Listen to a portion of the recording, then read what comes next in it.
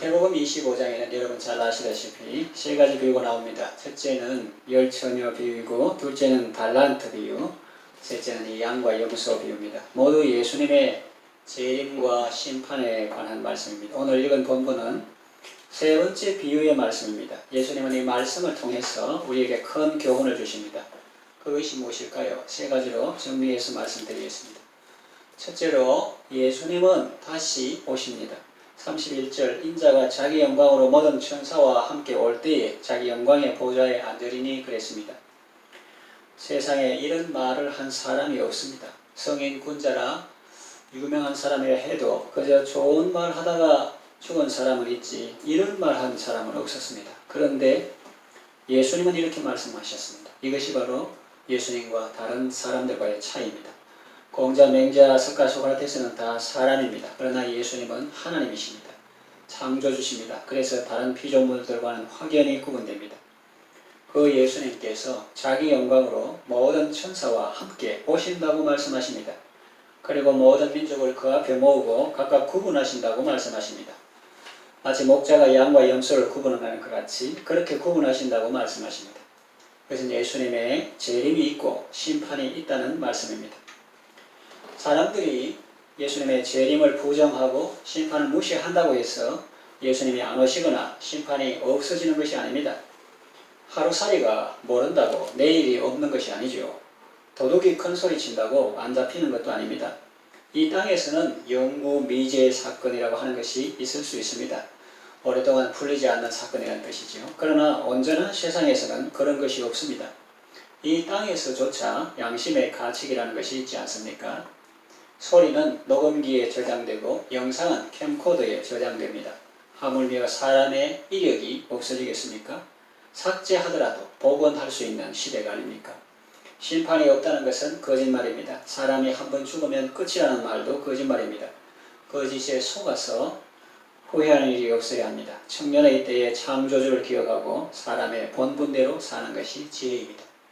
두 번째, 그날의 평가는 오늘의 삶에서 결정됩니다. 그날의 평가는 그날 갑자기 결정되는 것이 아닙니다. 오늘의 삶에서 결정되는 것입니다. 오늘 여기 주님의 형제 중에서 지극히 작은 자 하나에게 한 것이 곧 주님께 한 것이라고 주님이 말씀하십니다. 그러니 천국에서의 삶만 소중하고 지금 이 세상의 삶은 안 중요하다고 생각하는 것은 잘못된 생각입니다. 물론 성도에게 천국 소망은 중요합니다. 이 고통과 슬픔이 많은 세상에 살면서 언제나 빛과 사랑이 넘치는 천국을 바라보며 날마다 나아가는 것은 중요합니다. 그러나 그 천국의 가치를 결정하는 것이 바로 오늘의 삶에서 결정된다는 것을 아셔야 합니다. 천국만 중요한 것이 아니라 이 땅에서의 삶도 중요하다는 말입니다. 이것은 현세주의하고는 좀 다릅니다. 죽으면 끝이니 살아있는 동안에 열심히 먹고 마시고 즐기자라는 사상과 다릅니다. 내세를 부정하고 천국을 부정하는 것이 아니라 천국이 분명히 있는데 그 가치가 오늘의 삶에서 결정되기 때문에 오늘의 삶에 충실하자는 말입니다. 전에 우리 교회에서 했던 성탄절 연극 기억나십니까? 구두장이 마틴이라는 제목이었는데 그 마틴이라는 사람은 꿈에 예수님이 자기 집에 오시겠다는 말을 듣고 집을 깨끗이 청소하고 손님 맞을 준비를 합니다. 사실은 손님이 아니라 주님이시니 주님 맞을 준비를 했다고 하면 정확하겠죠. 그런데 깨끗하게 청소해놓고 하루 종일 아무리 기다려도 주님은 오시지 않았습니다. 추운 날 아기를 업고 가는 아주머니를 도와주었습니다. 또 주님을 기다리다가 어떤 소년이 배가 고파서 과일을 훔쳐 먹다가 들켜서 가게 주인에게 맞고 있는 것을 보고 다가가서 자기가 그 과일값을 대신 지불하고 그 소년이 과일을 먹게 했습니다. 이렇게 주님 오신다고 찾아가겠다고 해서 기다리고 있었는데 주님은 못 보고 그런 어려움 당한 사람 도와주고 보살펴주고 그렇게 한 피곤한 하루였습니다. 잠자기 전에 성경을 폈는데 그날의 말씀이 바로 이 마태복음 본문 말씀이었습니다. 지극히 작은 자 하나에게 한 것이 곧 내게 한 것이니라. 그것은 바로 마틴에게 향한 주님의 음성이었습니다. 여러분 예수님을 찾기 위해 너무 멀리만 보지 마십시오. 예수님은 여러분 가까이에 있습니다. 또 너무 높이만 보지 마십시오. 예수님은 여러분 옆에 있습니다. 예수님을 찾기 위해 너무 고상한 것에만 마음을 두지 마시고 크고 유명한 것에만 마음을 두지 마십시오. 그런 것들은 어쩌면 예수님과 상관이 없는 것인지 모릅니다. 여러분에게 예수님이 소중히 여기시는 한 영혼은 누구입니까? 소설이 아니라 삶 속에서 찾아보십시오. 요즘 같은 시절에 전혀 모르는 낯선 사람에게 무턱대고 선행을 베풀다가는 괜히 오해를 받을 수 있고 그에게 이용당하거나 여러분이 지칠 수도 있습니다. 그러니 여러분의 의지로 억지로 하려고 하지 말고 성령님의 인도를 따르십시오. 성령님이 여러분에게 직접 강하게 말씀하시면 순종해야겠죠. 그러나 그런 경우가 아니라면 여러분이 이미 알고 있는 가까운 사람부터 찾아보십시오. 그 사람이 남편일 수도 있고 자녀일 수도 있고 이웃집의 새댁일 수도 있습니다. 여러분의 전도 대상자나 가까운 이웃일 수 있습니다. 예수님을 놓치고 후회하는 일이 없기를 바랍니다. 세 번째, 주님과 하나됨이 영생입니다. 염소 같은 자들은 주님을 떠나 영벌로 들어가게 됩니다. 그들은 평소의 삶에서 예수님을 몰라보고 무시하고 배척했던 사람들입니다. 예수님을 꺼리고 싫어하고 멀리했던 사람들입니다. 마치 암행 의사를 몰라보고 거지인 줄 알고 함부로 대했다가 나중에 상황이 역전되고 판세가 뒤집어지니 당황하는 변사또와 같습니다. 염소 같은 자들은 주님 앞에서도 당당합니다. 주님이 언제 우리에게 오셨습니까? 우리가 언제 주님을 홀대했습니까? 주님 줄 알았다면 우리가 잘 대접했을 텐데요. 그런 뉘앙스로 항변하지만 소용이 없습니다. 자기들이 눈이 어두워 보지 못했기 때문이고 마음이 청결하지 못해서 하나님을 보지 못했기 때문입니다. 그들이 주님을 떠나 영벌로 들어가는 것은 주님의 심판이기도 하지만 그들이 자초한 것이기도 합니다. 그들은 주님을 싫어했기 때문에 주님의 은혜가 없는 곳으로 가는 것입니다.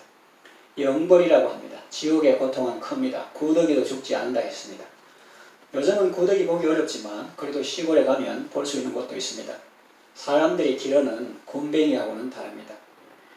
구더기가 마당에 나오면 달기 쪼아먹죠. 사람들에게 밟혀서 죽기도 합니다. 아주 약한 생물입니다. 지옥에서는 그런 약한 것도 죽지 않는다고 합니다. 그리고 성경에는 이런 표현도 있습니다. 그날에는 죽고 싶으나 죽음이 그들을 피하리로다. 죽고 싶어도 안 죽어지니 얼마나 괴롭겠습니까? 불로 수갑칠감을 받는다는 표현도 있습니다. 기독교 작가인 C.S. 루이스는 이런 내용의 추리를 했습니다. 지옥에 있던 일단의 무리들이 천국의 나들이를 갔는데 대부분의 사람들은 다시 지옥으로 돌아왔다. 천국으로 소풍 갔는데 한 팀이 소풍 갔는데 대부분 다시 지옥으로 왔다는 거예요. 통찰력 있는 생각입니다. 지옥은 고통스러운데 모처럼 천국에 갔으면 얼씨구 좋구나 하고 거기 눌러 앉아 있을 것이지 왜 다시 지옥으로 돌아갔을까라고 생각할 수 있습니다. 그렇게 생각할 수도 있으나 작가가 말하고자 하는 바는 무엇이겠습니까? 그들이 하도 하나님을 싫어했어. 하나님은 은혜가 없는 곳으로 보냈는데 하나님 앞으로 오니까 영 불편한 겁니다. 또 하나님의 자녀들이 사랑과 겸손과 온유함과 웃음 가득한 그리고 거룩하고 빛난 모습으로 있는데 그들 틈 속에 있는 것이 너무나 불편한 것입니다. 그래서 대부분 다시 지옥으로 돌아갔다는 겁니다. 예를 들어서 100명 소풍 왔으면 한 명만 남고 99명은 다시 지옥으로 그가 편하다고 갔다는 거예요. 저는 작가가 무엇을 말하려고 하는지 생각해 보았습니다. 지옥의 고통도 고통이지만 우리의 창조주시여 절대 주권자이신 하나님을 싫어하고 배척하는 그 자체가 바로 고통의 원인이요 뿌리라는 것입니다. 자기가 하나님도 아니면서 하나님처럼 선악을 판단하니 고통스럽죠. 하나님을 떠나서 독자적인 노선을 추구하니 갈대로 간 것입니다. 가룟유다에 대한 사도들의 표현을 보십시오. 뭐라고 했습니까? 유다는 제 길을 갔나이다. 지옥 갔다 이렇게 표현하고 제 길을 갔다. 왜냐하면 아멘 사람들이 늘 하나님 교회 교자도 싫어하고 하나님 하자도 싫어하고 말씀만 그런 거 설교하지 마라 이라고 그렇게 원하는데 하나님이 심판했다고 하지만 자기들이 자초 생명이신 주님을 싫어하고 배척하니 그 자체가 고통 아니겠습니까? 캄캄한 어둠과 두려움 속에서 슬피 울며 이를 가는 것입니다. 그러면 양 같은 자들은 하나님의 나라를 상속하게 됩니다. 놀라운 것은 그 나라가 창세로부터 우리를 위해서 예비되었다는 사실입니다. 하루아침에 만들어진 것이 아닙니다. 하나님께서 사랑하는 자들을 위해서 창세로부터 예비하셨습니다. 예수님이 말씀하셨죠. 너희는 마음에 근심하지 말라. 하나님을 믿으니 또 나를 믿으라. 내 아버지 집에 거할 곳이 많도다. There are many rooms in my father's house. 그렇지 않으면 너희에게 일렀으리라. 내가 너희를 위하여 처소를 예비하러 가노니 가서 처소를 예비하면 너희에게로 와서 나 있는 곳에 너희도 있게 하리라 말씀하셨습니다. 오스카 와일드의 단편 소설 거인과 소년이 생각납니다. 우리 목양실에 책도 있습니다. 초등학교 국어책에도 나왔을 겁니다. 거인은 큰 저택에 살면서 동네 아이들이 놀러와서 떠드는 것을 싫어하고 쫓아내버렸습니다. 그의 정원에는 겨울이 오고 눈이 오고 찬바람이 불었습니다. 바깥 세상에는 봄이 와도 그 정원에는 계속 겨울이었습니다. 그런데 어느 날 보니 한 아이가 울고 있었습니다. 그 아이를 정원에 들어오게 했습니다. 거인의 정원에도 봄이 왔습니다. 꽃이 피고 새들이 노래했습니다. 해마다 아이들은 거인의 정원에서 놀며 즐거워했습니다. 그런데 그 아이는 보이지 않았습니다. 거인이 나이가 많아서 죽을 때가 되었습니다. 그때 아이가 나타나서 거인에게 말했습니다. 당신은 전에 나를 당신의 정원으로 초대해 주었습니다.